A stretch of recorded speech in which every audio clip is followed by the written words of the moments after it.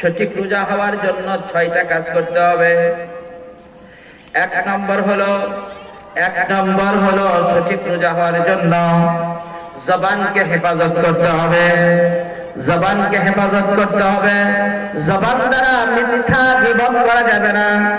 মিথ্যা গীবত দ্বারা রোজা ছিঁড়ে যায়, ফেটে যায়।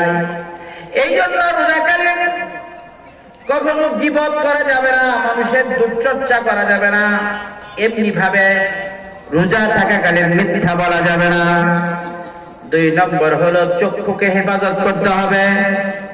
নাজায়েজ কোনো দৃশ্য দেখা যাবে না, বাস্তবেও দেখা যাবে না, যন্ত্রের মাধ্যমে দেখা যাবে না। যন্ত্র কি টেলিভিশনের মাধ্যমে দেখা যাবে না।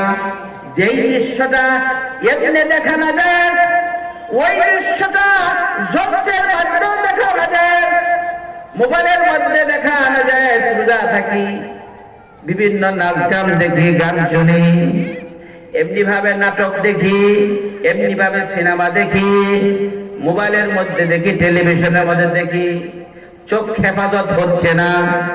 এমনি যেরকম মেয়েদের দিকে তাকানো নিষেধ, এমনি ভাবে চক্ষুকে হেফাজত করা জরুরি, ঠিক যন্ত্রের মধ্যে চক্ষুকে হেফাজত করা জরুরি। রোজা রেখে চক্ষুকে হেফাজত করতে হবে, কানকে হেফাজত করতে হবে। গান শোনা যাবে না, এমনি ভাবে গীবত শিকায়াত শোনা যাবে না। আপনি গীবত করলেন না, আরেকজন গীবত করতেছে, শুনতেছেন। যিনি করবে যে গুনাহ হবে, যিনি শুনবে একই গুনাহ হবে।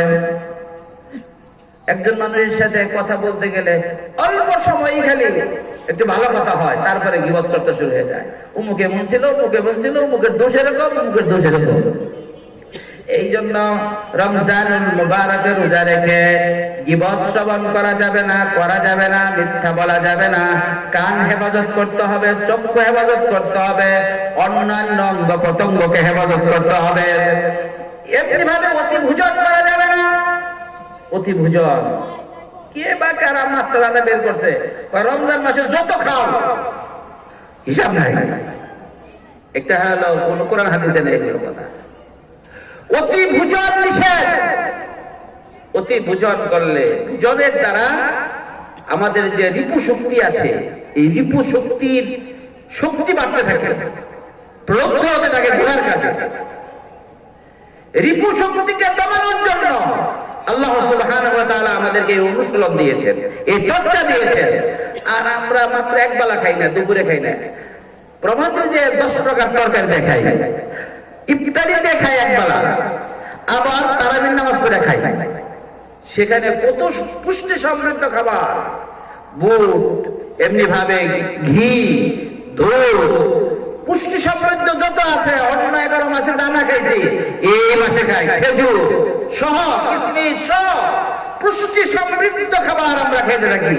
মাত্র একবেলা নিষেধ, একবেলা খাই নাই, দুপুরে খাই নাই। একবেলা মিস করেছি, আমরা 4 বেলার সমান খাই।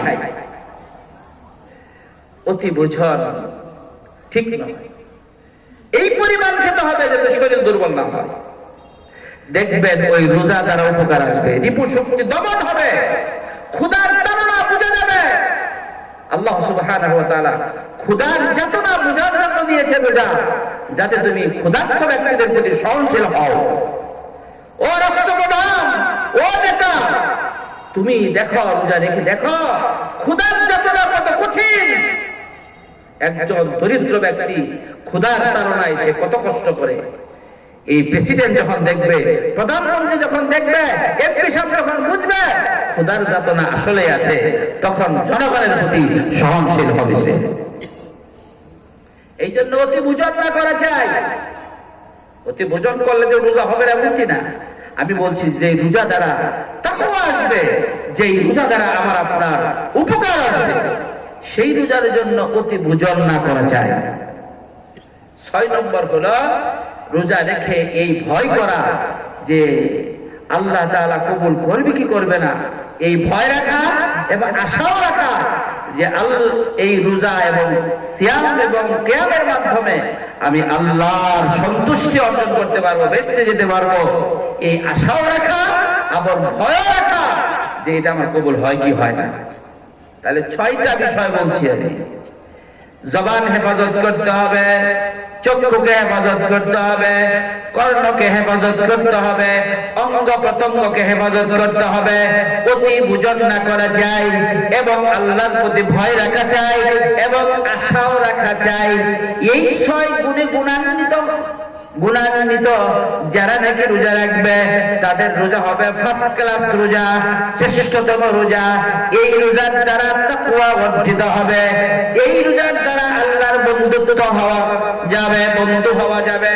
এই জন্য আল্লাহ তাআলা বলেছেন, ইয়া আইয়ুহাল্লাযীনা আমানুত্তাকুল্লাহা يا أيها الذين آمنوا كتب عليكم الصيام كما كتب على الذين من قبلكم لعلكم تتقون। ও ঈমানদাররা, তোমরা তোমাদের উপর রমজানের সিয়ামকে ফরজ করা হয়েছে